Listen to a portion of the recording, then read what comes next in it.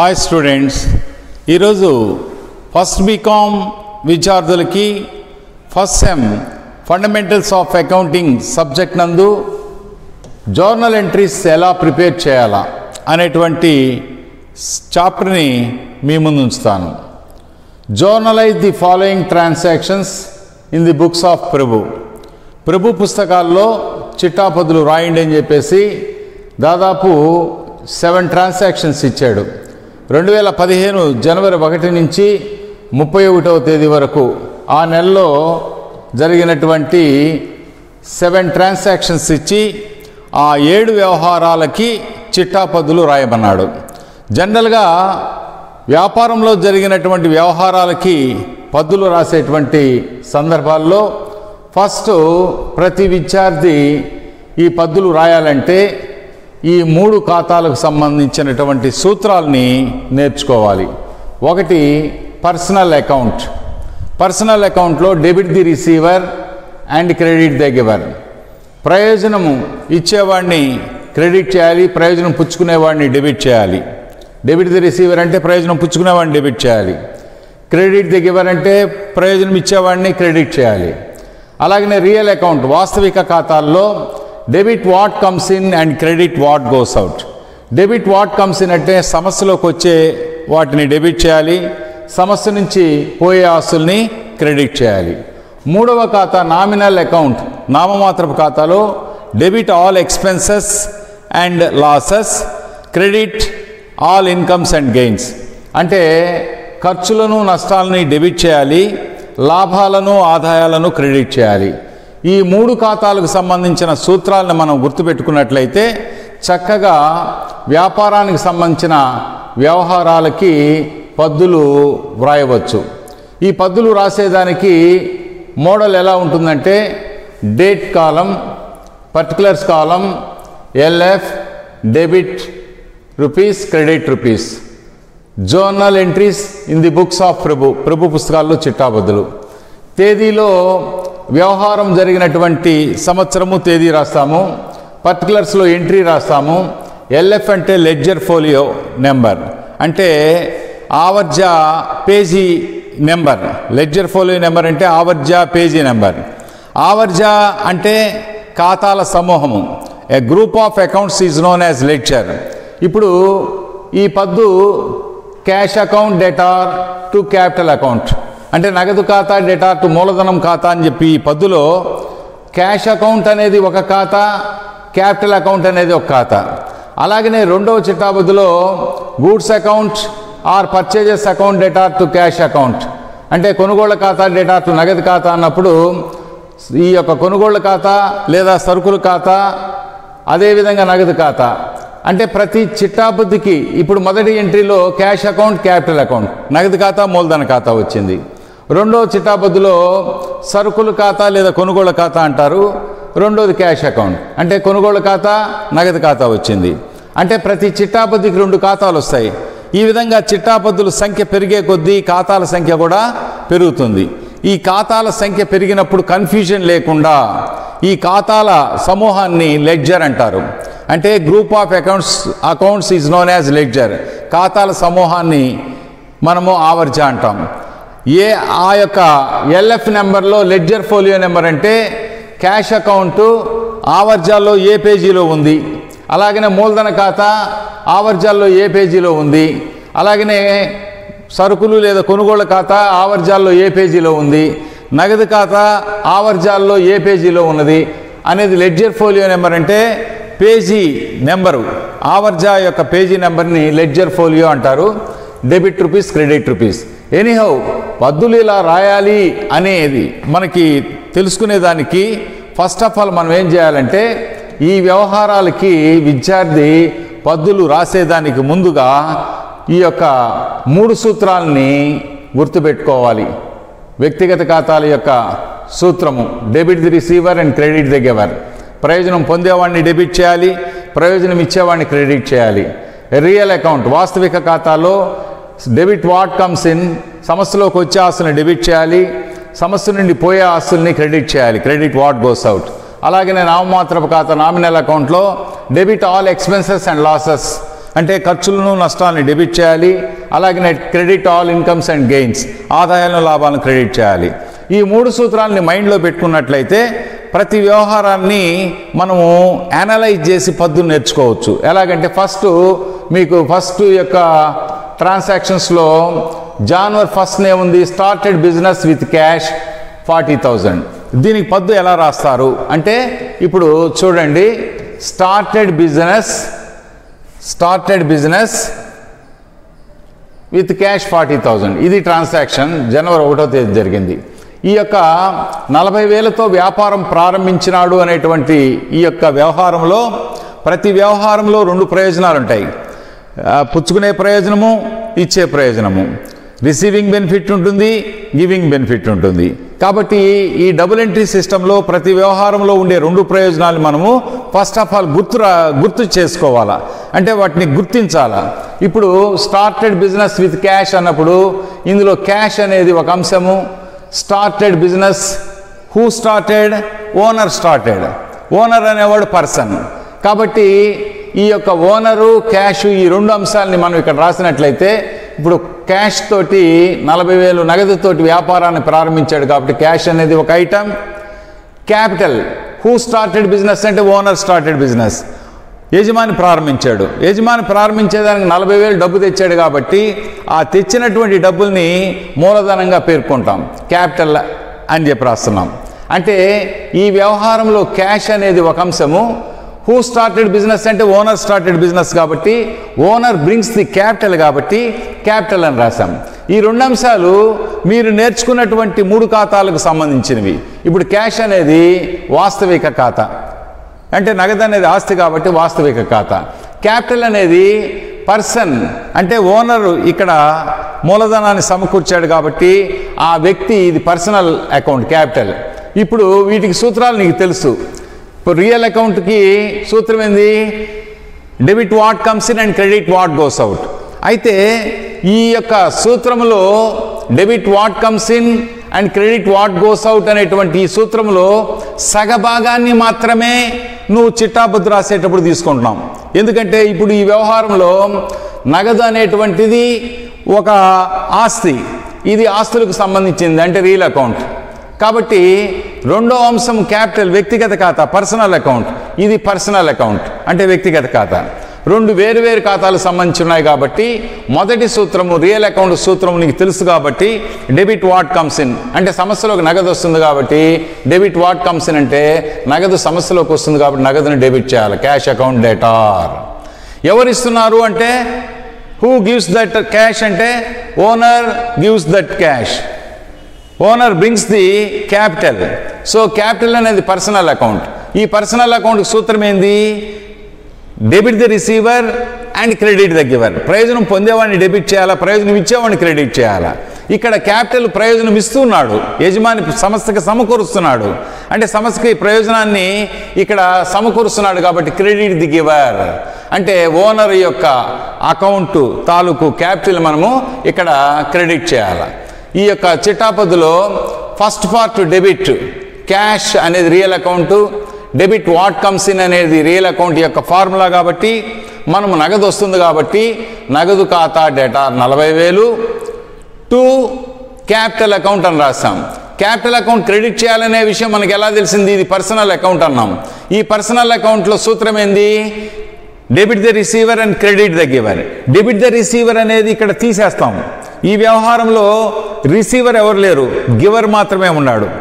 ప్రయోజనం ఇచ్చేవాడు ఉన్నాడు, ప్రయోజనం పుచ్చుకునేవాడు లేడు. ఈ వ్యవహారంలో ప్రయోజనం ఇచ్చేవాడు ఎవరంటే యజమాని. యజమాని ఏమిస్తున్నాడు? మూలధనం సమకూరుస్తున్నాడు. కాబట్టి మూలధనాన్ని మనం ఏం చేయాలా? క్రెడిట్ ద గివర్ అంటే మనము యజమాని అకౌంట్ని క్రెడిట్ చేయాలా, అంటే యజమాని తీసుకొస్తున్న మూలధనాన్ని క్రెడిట్ చేయాలా. So cash account data 40,000 to capital account. మరి ఈ విధంగా పద్దుని ఎలా ఫ్రేమ్ చేస్తామంటే క్యాష్ అకౌంట్ డేటార్ అనేది ఒక పారాగ్రాఫ్గా అనుకుంటే సెకండ్ పారాగ్రాఫ్ ఇది క్యాపిటల్ అకౌంట్. పారాగ్రాఫ్ చేంజ్ చేసినప్పుడు మనం స్పేస్ ఇస్తాం కాబట్టి ఆ డెబిట్ పార్ట్ని క్రెడిట్ పార్ట్ని లింకప్ చేసేదానికి ముందు TO2 అని పెడుతున్నాం. రెండు స్థానాలని, రెండు గమ్యాలని కలిపేటప్పుడు మనం 2 అనేది పెడుతున్నాం. ఇప్పుడు గూడూరు టు నెల్లూరు అంటున్నాం. గూడూరు అనేది ఒక ప్రదేశము, నెల్లూరు అనేది ఒక ప్రదేశము, గూడూరు నుంచి నెల్లూరు వరకు. అలా డెబిట్ టు క్రెడిట్. డెబిట్ అనేది ఫస్ట్ పారాగ్రాఫ్ రాసాము, 2 స్పేస్ ఇచ్చి సెకండ్ పారాగ్రాఫ్ కింద టు క్యాపిటల్ అకౌంట్ అని రాస్తున్నాం. So first real account cash కాబట్టి డెబిట్ వాట్ కమ్స్ ఇన్ అంటే క్యాష్ ఇక్కడ సమస్యలోకి వస్తుంది. ఎందుకంటే స్టార్టెడ్ బిజినెస్ విత్ క్యాష్ అన్నప్పుడు సమస్యలోకి 40,000 యజమాని తీసుకొస్తున్నాడు కాబట్టి ఆ నగదు సమస్యలోకి వస్తుంది కాబట్టి వచ్చే ఆస్తిని డెబిట్ చేయాలి. Cash account data 40,000 to capital account. Capital account ఎందుకు క్రెడిట్ చేశామంటే ఇక్కడ క్రెడిట్ ద గివర్, యజమాని ఇస్తున్నాడు ఆ యొక్క మూలధనాన్ని. యజమాని ఇచ్చేటువంటి డబ్బుని ఏమంటామో మూలధనం. యజమాని తీసుకపోతే సొంత వాడకాలు, యజమాని సమకూరిస్తే మూలధనం. యజమాని క్యాపిటల్గా సమకూరిస్తే అది క్యాపిటల్, యజమాని సొంతానికి వినియోగిస్తే సొంత వాడకాలు అంటాం. సో యజమానికి 2 ఖాతాలు ఉంటాయి, మూలధన ఖాతా ఉంటుంది, సొంత వాడకాల ఖాతా. ఇక్కడ యజమాని సమస్యలోకి సమకూర్చిన డబ్బుని ఏ ఖాతాలో రాయాలా? మూలధన ఖాతాలో రాయాలా.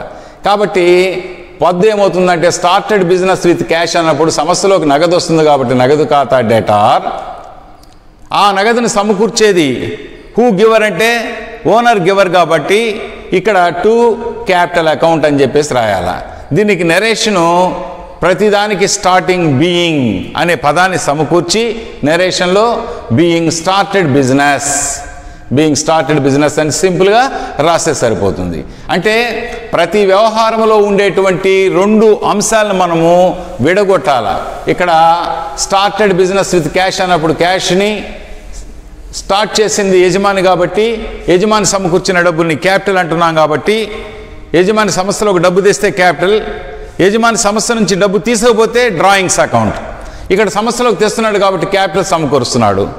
ఎవరు సమకూరుస్తున్నారు? క్రెడిట్ ద గివర్, ప్రయోజనం సమకూర్చేవాడిని క్రెడిట్ చేయాలి. యజమాని సమకూరుస్తున్నాడు, యజమాని ప్రయోజనాన్ని ఇస్తున్నాడు, క్రెడిట్ ద గివర్ కాబట్టి ఇది credit part to capital account. ఇది real account debit what comes in. సమస్యలోకి ఏమొస్తుందంటే వచ్చే ఆస్తిని డెబిట్ చేయాలి. అంటే స్టార్టెడ్ బిజినెస్ విత్ క్యాష్లో సమస్యలోకి 40,000 రూపాయల నగదు వచ్చింది, దాన్ని యజమాని సమకూర్చాడు, వచ్చిన నగదుని డెబిట్ చేశాము, ప్రయోజనం ఇచ్చిన వాడిని క్రెడిట్ చేశాము. ఈ విధంగా ఎంట్రీ రాశాం. అలాగనే సెకండ్ ఎంట్రీ ఏమన్నాడంటే క్వశ్చన్ పేపర్లో చూడండి, cash account data to capital account date కాలంలో వేసాం, ఎంట్రీ రాసాం. Being cash invested to start the business అని చెప్పేసి నెరేషన్ రాసాం. లెడ్జర్ ఫోలియోలో ఈ యొక్క లెడ్జర్ యొక్క పేజ్ నెంబర్ మనం వేయవలసిన అవసరం ఏముండదు, పరీక్షలు ఇవ్వడు కాబట్టి. డెబిట్లో 40,000, క్రెడిట్లో క్యాపిటల్కి ఎదురుగా 40,000, క్యాష్కి ఎదురుగా 40,000. ఈ విధంగా ఫార్మేట్ మనము ఫిక్స్ చేసుకోవాలా. అలాగనే second transaction January 2nd purchased goods for cash 8,000 అన్నాడు. ఇప్పుడు దీనికి మనము ఎలా రాయాలంటే చూడండి, January 2nd purchased goods for cash 8,000. 8,000కి వ్యాపార సంస్థ సరుకును కొన్నది. ఇందులో 2 ఐటమ్స్ ఏంటంటే క్యాష్ అనేది ఒక ఐటము, గూడ్స్ అనేది మరొక ఐటము. మరి సమస్యలోనికి సరుకులను కొనుగోలు చేశాం కాబట్టి గూడ్స్ సరుకులు వస్తున్నాయి. ఏం వెళ్తుంది సమస్య నుంచి? క్యాష్ వెళ్తుంది. సో గూడ్స్ అనేది ఒక ఐటము, క్యాష్ అనేది ఒక ఐటము. ఈ 2 కూడా ఆస్తులకు సంబంధించి అంశము. అంటే సరుకులు అనేది ఆస్తే, నగదు అనేది ఆస్తే. ఒక ఆస్తి సమస్యలోకి వస్తుంది, ఒక ఆస్తి సమస్య నుంచి పోతుంది. ఎందుకని? పర్చేజ్డ్ గూడ్స్ ఫర్ క్యాష్ 8,000కి సరుకులను కొన్నాం అంటే 8,000 రూపాయలు విలువైన సరుకులు సమస్యలోకి వస్తున్నాయి, 8,000 రూపాయల నగదు సమస్య నుంచి పోతుంది. వచ్చే ఆస్తిని డెబిట్ చేయాలి. 2 ఆస్తులే, సరుకులు, గూడ్స్ అంటే సరుకులు, ఇది ఆస్తే, క్యాష్ ఇది ఆస్తే. కాబట్టి 2 ఆస్తులు కాబట్టి 2 రియల్ అకౌంట్ అని రాసి debit what comes in and credit what goes out. Here in this transaction goods are comes in అంటే సరుకులు కొనుగోలు చేసాం కాబట్టి సరుకులు సమస్యలోకి వస్తున్నాయి. ఆ సరుకుల్ని వచ్చినప్పుడు మనం ఏం చేస్తామంటే కొన్నందువల్ల వస్తున్నాయి కాబట్టి పర్చేజెస్ అకౌంట్ డేటార్. ఈ పర్చేజెస్ అనేది యాక్చువల్గా నామినల్ అకౌంట్. పర్చేజ్ చేసినప్పుడు ఖర్చు అవుతుంది కాబట్టి డెబిట్ ఆల్ ఎక్స్పెన్సెస్. ఆ యాంగిల్లో ఆలోచించినా కూడా పర్చేజెస్ అకౌంట్ డేటా 8,000 అంటే గూడ్స్ అని రాయొచ్చు, గూడ్స్ అకౌంట్ డెటార్ అని రాయొచ్చు, లేదా గూడ్స్ బదులు సరుకులు కొన్నప్పుడు కొనుగోలు ఖాతాలో రాస్తాం కాబట్టి పర్చేజెస్ అకౌంట్ డెటార్ 8,000. అంటే 8,000 రూపాయల సరుకు సంస్థలోకి వస్తూ ఉంది, 8,000 రూపాయల నగదు సంస్థ నుంచి పోతుంది. క్రెడిట్ వాట్ గోస్ అవుట్ అంటే నగదు వెళ్తూ ఉంది. సో టు నగదు ఖాతా 8,000. అంటే పర్చేజ్ గూడ్స్ ఫర్ క్యాష్ 8,000కి సరుకును కొన్నప్పుడు సంస్థలోకి సరుకులు వస్తున్నాయి కాబట్టి వచ్చే ఆస్తిని డెబిట్ చేశాము, పోయే ఆస్తి నగదు పోతుంది కాబట్టి టు నగదు ఖాతా అని చెప్పి రాశాం.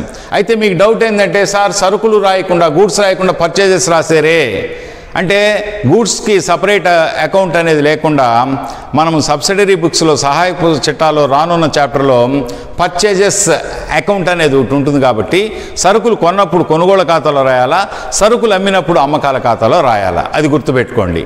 సో ఇప్పుడు సరుకులు కొన్నాం కాబట్టి పర్చేజెస్ అకౌంట్. పర్చేజెస్ అనేది నామినల్ అకౌంట్, సరుకును కొన్నందువల్ల ఖర్చు అయింది, డెబిట్ ఆల్ ఎక్స్పెన్సెస్ అన్నప్పుడు కూడా నువ్వు పర్చేజెస్ని డెబిట్ చేసి సరుకు కొన్నందువల్ల నగదు సంస్థ నుంచి పోతుంది 8,000 రూపాయల నగదు. సో పోయే ఆస్తి క్రెడిట్ చేయాలి కాబట్టి టు క్యాష్ అకౌంట్. దీనికి నెరేషన్ బీయింగ్ అనేది స్టార్ట్ చేసి బీయింగ్ గూడ్స్ పర్చేజ్డ్ అని చెప్పి రాయొచ్చు. అంటే ఈ ట్రాన్సాక్షన్లో పర్చేజ్డ్ గూడ్స్ ఫర్ క్యాష్ అన్నప్పుడు 8,000 రూపాయలకి సరుకును కొంటున్నాము అంటే సరుకులు వస్తున్నాయి, నగదు పోతుంది, వచ్చే ఆస్తిని డెబిట్ చేయాలా, పోయే ఆస్తిని క్రెడిట్ చేయాలా. సో సరుకుల ఖాతా డెటార్ టు క్యాష్ ఖాతా, సరుకుల ఖాతా డెటార్ టు నగదు ఖాతా. అయితే సరుకులు బదులు సరుకులు కొన్నప్పుడు కొనుగోలు ఖాతాలో రాయాలి కాబట్టి కొనుగోలు ఖాతా డెటార్ టు నగదు ఖాతా అని రాశాం. అలాగనే థర్డ్ ఎంట్రీ మనము చూసుకున్నట్లయితే ఇప్పుడు goods account debtor to cash account being goods purchased for cash ఈ విధంగా రాయొచ్చు. తర్వాత third transaction sold goods for cash. Third ఎంతంటే 7,000 సోల్డ్ గూడ్స్ ఫర్ క్యాష్. ఇప్పుడు సోల్డ్ గూడ్స్ ఫర్ క్యాష్ 7,000. జనవరి 3వ తేదీన 7,000 రూపాయలకి సరుకు అమ్మేశాం. సరుకు అమ్మేశామంటే సరుకు అమ్మితే డబ్బు వస్తుంది, నగదు వస్తుంది, సరుకు వెళ్తుంది. సో క్యాష్ గూడ్స్, క్యాష్ అనేది గూడ్స్ అనేది రెండు రియల్ అకౌంటే, రెండు ఆస్తులే. సరుకులు ఆస్తే నగదు ఆస్తే, రియల్ అకౌంట్. ఈ క్యాష్కి ఎదురుగా ఏం రాస్తున్నాం, డెబిట్ వాట్ కమ్స్ ఇన్. సరుకు అమ్మినందువల్ల ఏమొస్తుంది, నగదు వస్తుంది కాబట్టి వచ్చే ఆస్తిని డెబిట్ చేయాలి. నగదు ఖాతా డెటార్ 7,000. సరుకులు సంస్థ నుంచి పోతున్నాయి కాబట్టి క్రెడిట్ వాట్ గోస్ అవుట్ అంటే సరుకులు వెళ్ళిపోతున్నాయి రియల్ అకౌంట్ ప్రకారం. సో టు సరుకుల ఖాతా. అయితే సరుకుల ఖాతాను రాయకుండా సేల్స్ అకౌంట్ ఎందుకు రాశారు సార్ అంటే సరుకులు కొన్నప్పుడు కొనుగోలు ఖాతాలో రాస్తాము, సరుకులు అమ్మినప్పుడు సేల్స్ అకౌంట్ అమ్మకాల ఖాతాలో రాయాలా. ఇప్పుడు ఈ గూడ్స్ మనము ఎప్పుడైతే అమ్మేసామో ఇక్కడ సేల్స్ అని రాసాము. సేల్స్ అనేది అమ్మినందువల్ల ఆదాయం వస్తుంది, ఆదాయాన్ని క్రెడిట్ చేయాలి కదా. నామమాత్రపు ఖాతా కింద ఆలోచించినా కూడా సేల్స్ నామమాత్రపు ఖాతా అనుకుంటే అమ్మినందువల్ల ఆదాయం వస్తూ ఉంది, ఆదాయాన్ని క్రెడిట్ చేయాలి కదా. Credit all incomes and gains అని చెప్పి నామినల్ అకౌంట్లో నేర్చుకున్నాం కాబట్టి మనం టు సేల్స్ అని ఆ యాంగిల్లో ఆలోచించినా కూడా సేల్స్ అని రాయొచ్చు. అంటే సరుకులు అని రాయకుండా అమ్మినప్పుడు అమ్మకాలని రాయండి, కొన్నప్పుడు కొనుగోలు. ఇందాక మనం ట్రాన్సాక్షన్లో సరుకులు కొన్నాం కాబట్టి గూడ్స్ ప్లేస్లో మనం ఏం చేసామంటే ఈ యొక్క purchases account debtor to cash అంటే పర్చేజ్ గూడ్స్ ఫర్ క్యాష్ అంటే 8,000కి సరుకును కొన్నాం కాబట్టి సరుకులు వస్తున్నాయి, purchases account debtor to cash నగదు వెళ్ళిపోతుంది కాబట్టి టు నగదు ఖాతా. అలాగనే ఇక్కడ సరుకులు అమ్ముతున్నాము, అమ్మినప్పుడు క్యాష్ వస్తుంది కాబట్టి సంస్థలోకి వచ్చే ఆస్తిని డెబిట్ చేయాలి కాబట్టి నగదు ఖాతా డెటార్ టు సరుకుల ఖాతా ఆర్ టు సేల్స్ అకౌంట్. సరుకులు బదులు అమ్మకాలను రాసేసాం. అలాగనే నెక్స్ట్ ట్రాన్సాక్షను మనం ఆలోచించినట్లయితే ఇక్కడ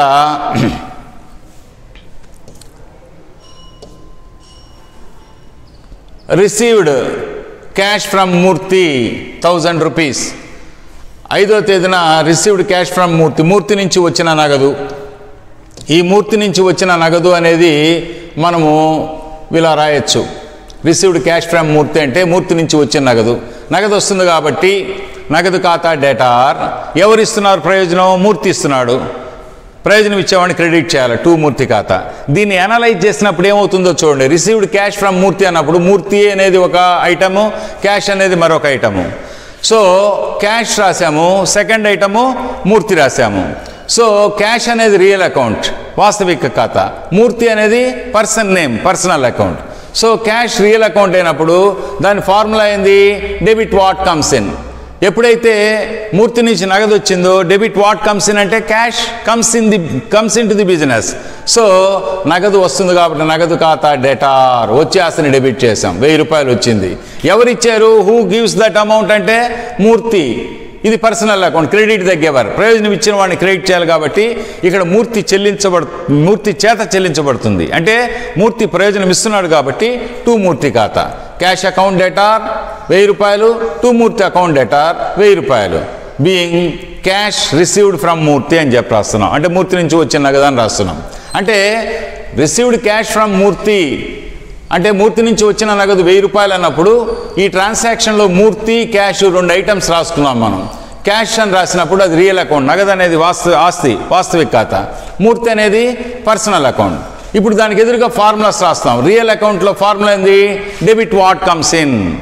ఈ ట్రాన్సాక్షన్లో రిసీవ్డ్ క్యాష్ ఫ్రమ్ మూర్తి అన్నాడు. మూర్తి నుంచి నగదు వస్తుంది కాబట్టి నగదు డెబిట్ వాట్ కమ్స్ ఇన్ అంటే cash comes in to the business. So cash account debtor. Who gives అంటే Murthy gives. So credit the giver. Who gives అంటే మూర్తి గివ్స్ కాబట్టి టు మూర్తి అకౌంట్. ఈ విధంగా మనము ప్రతి వ్యవహారాన్ని 2 అంశాలు, ప్రతి వ్యవహారంలో ఉండే 2 కీలక అంశాలని మనము కీ ఫ్యాక్టర్స్ని రాసి అవి ఆ కీ ఫ్యాక్టర్స్ ఏ ఖాతాకు సంబంధించిందో బ్రాకెట్లో రాసి దానికి ఫార్ములా అప్లై చేసి దాన్ని బేస్ చేసుకొని ఇక్కడ ఎంట్రీ అనేది వ్రాయడం జరుగుతుంది. అలాగనే జనవరి 18th ఏం జరిగిందో చూడండి.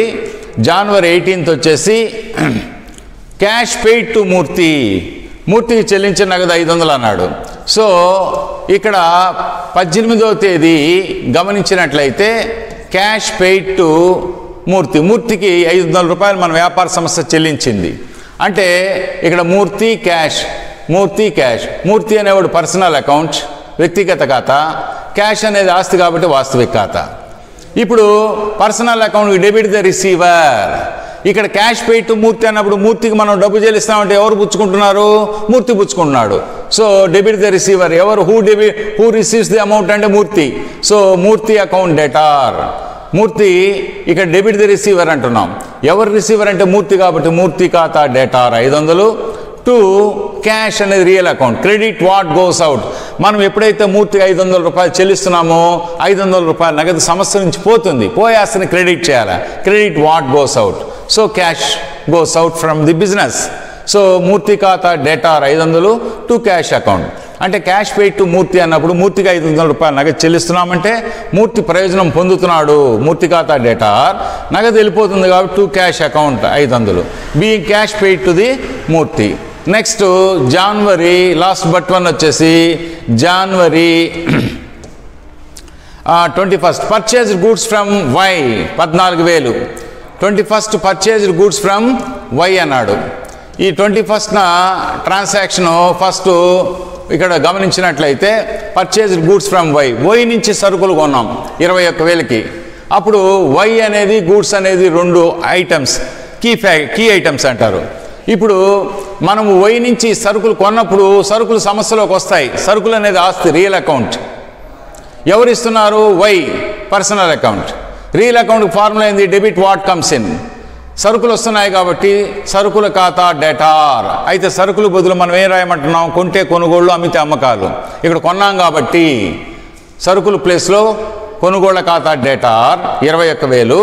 వై అనేది వ్యక్తిగత ఖాతా, క్రెడిట్ ద గివర్. ఎప్పుడైతే పర్చేజ్డ్ గూడ్స్ ఫ్రమ్ వై నుంచి సరుకులు కొన్నామో సరుకులు ఎవరు ఇస్తున్నారంటే క్రెడిట్ ద గివర్. వై ఇస్తున్నాడు కాబట్టి టు వై ఖాతా. సరుకులు వస్తున్నాయి, సరుకుల ఖాతా లేదా కొనుగోళ్ల ఖాతా డెటార్. ఎవరు ఇస్తున్నారంటే టు వై, ప్రయోజనం ఇచ్చేవాడిని క్రెడిట్ చేసాం. ఇప్పుడు being goods purchased from Y అని చెప్పి రావచ్చు. అలాగనే లాస్ట్ ట్రాన్సాక్షన్ వచ్చేసి జనవరి 31st ఏం జరిగిందో చూడండి. ఇట్లా ప్రతిదానికి goods sold to Z 6,000 last transaction. Goods sold to Z అంటే జెడ్కు అమ్మిన సరుకు అన్నాడు. గూడ్స్ సోల్డ్ టు జెడ్కి అమ్మిన సరుకు 6,000 జనవరి 31st.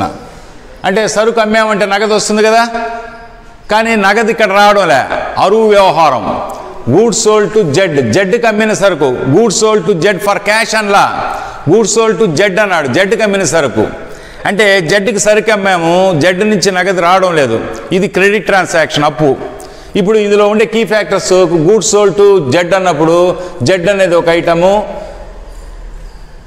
గూడ్స్ అనేది ఒక ఐటము.